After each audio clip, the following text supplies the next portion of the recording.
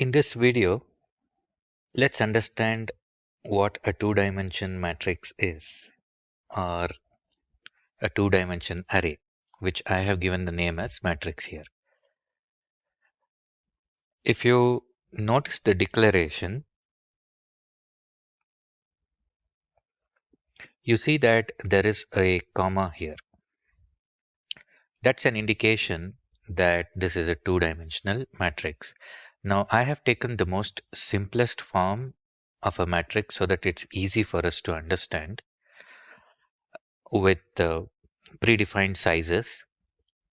And I could have declared the elements right here in the same line as well, but then I just split it into 3 rows so we can visualize it as a form of table.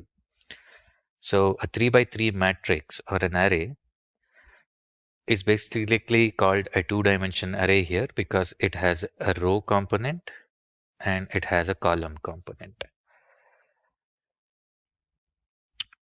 And I've also shown how we can access the elements, individual elements. For example, if you see here, I wanted this to be 1, 2, 3, 4, 5, 6, 7, 8, and 9. But this happened to be 0. And if we need to correct it, this would be the second row, third column, which I need to correct. And I need to put a value 6 here. But since it is a 0-based index, instead of second row, it will be first row. And instead of third column, it will be second column. So I'm assigning 6 here. And then let's see how the matrix is visualized in a debugging mode. But before that, I'll just show you what the output of this application looks, which is just this program is trying to assign a few values into it, into the two-dimensional array and print it. We'll come back to this, but initially perhaps I'll just look into how the output of this might look. We'll wait for the application to run, and we get exactly the same kind of array which we saw in the declaration. Now, if I go back to the program,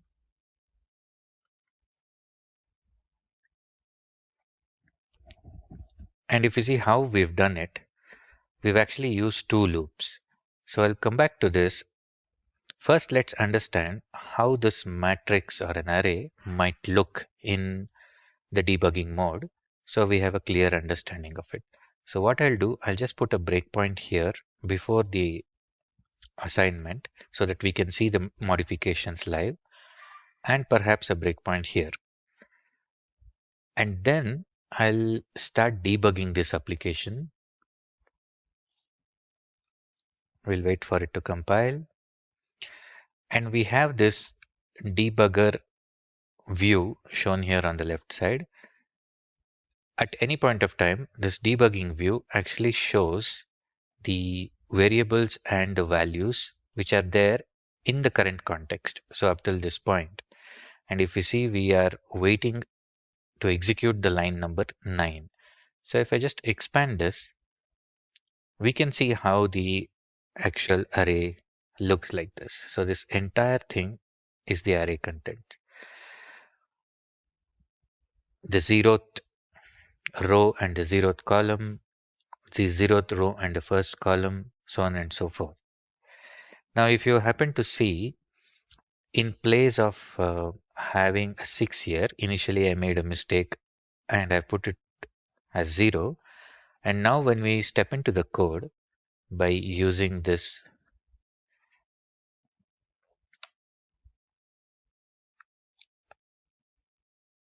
let me just pull this tool over here and step into this.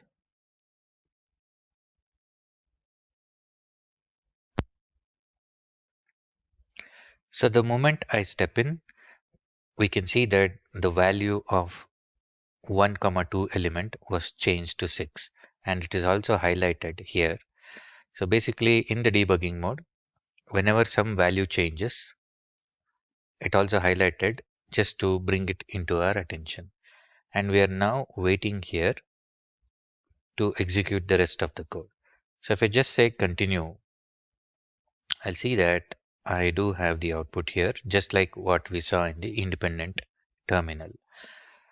Now let's take a look at the implementation aspect of it. I'll collapse this debugging view and close the terminal. And let's take a look at how this loop, actually two loops, are used for printing this in the form of a matrix. So we start I with a value of 0 and we terminate it before 3. And similarly, we also start j with 0 and terminate it before 3. So basically, what are these I and j? These are indices representing the row and column. So probably we can also rename this as row and this as column, but I just kept it I and j to keep it simple for now. And there are other ways of also finding out the length of the row or column. But again, I've just kept it to raw values so as to understand it better. Now, what happens is initially, let's say the value of I will be 0. So I'll just put a value 0 here and it checks if 0 less than 3. So we get into the loop. J will also be 0 and j is less than 3. So we just access the element 0 comma 0 and hence we get the first element. I've just concatenated it with a space so that it looks better on the output. Once that is done, we are in a nested loop, so the value of j will now change to 1. So 1 is less than 3, so we get in, and this time I will remain as it is, whereas j becomes 1. So we print the next element, which is 2. And then eventually j will become 2, and we have this 2 less than 3, which is still right. And initially, after that it comes to, this will be 0 and this will become 2. So we print the element in the third column of the first row. Then what happens? This will change to 3 actually, but then the statement 3 less than 3 or the expression 3 less than 3 evaluates to false. So we exit the loop and we terminate the line. So far what we have printed, it looks like this. So once we have a console.writeLine, I'll move to the next line. And then this time we'll go to the outer loop. Remember, we've still not completed the outer loop. And this time I will actually be 1. And 1 is less than 3. So we will continue. But now, since it is a fresh iteration all over again for the inside loop, j will be now 0. It is less than 3. So it will come inside. And then instead of this, we'll have 1.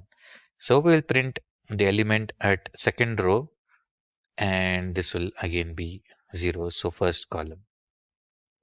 So similarly, we will increment or j is incremented by 1 and now 1 is less than 3. So this becomes 1 comma 1 and we print the next element and so on. We'll go until this element, which is the last 6, and then we'll come out of this loop, the internal loop, and then we'll go out, and this time I would actually become 2 here, and so on. Now here we'll have 2. 2 is less than 3, so we go in and we similarly print other elements. Now after through 2, I becomes 3, so the expression 3 less than 3 becomes false, and we come out of the application.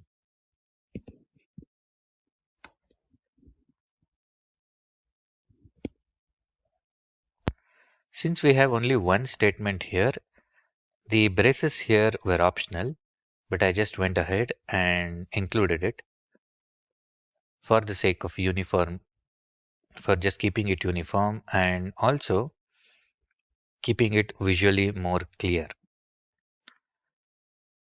There are many applications of a two-dimension array. We could use it in image processing or image representation. We could use it for